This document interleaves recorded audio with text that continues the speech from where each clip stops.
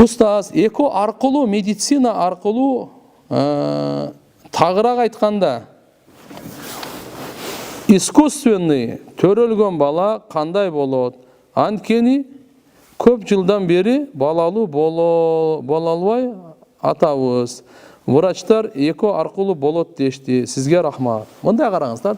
Эко деген бир абадан жасабайт да. Ошо эркектин уругунан жасайт да ал деле.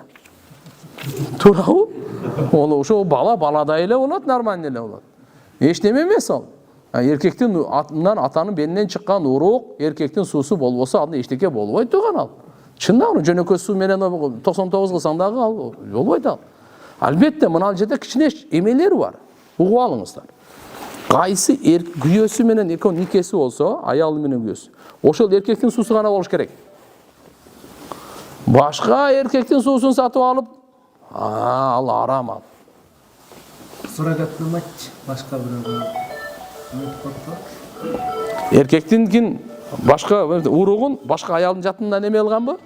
Эки апасыныкы экөөнүкүн эмелеп, бирок сурак бирөө башка бирөө көтөрөт да баланычы. Аял күйөөсүнүкүн башка аялга салат. Биздеги шарият боюнча турганда мына маселеде мисалы кээ бир эркекте өзүнүн уруктугу алсыз болгондуктан күчү жетпей калабы же кандай болот, эми врачтар аны жакшыраак билер чыгар. Бирок никеси барларга гана болот, укула. Ошол экинчи аял ушу биринчи кишинин никесинде болсун. Түшүндүңүзбү? Никесинде болбосо башка урукка салынса болбойт. Түшүндүңүздөрбү? Урук эркек менен аял Хотка. бирде, бирок башка бирөө көтөрөт да. Ошону айтып атам. Ушу эркектин уругу кыскасы айтканда мындай айтайлы. Эркектин уругу никесиз аялдын эмесине кирип атабы? Ичине барып атабы? Бул болбойт турганда.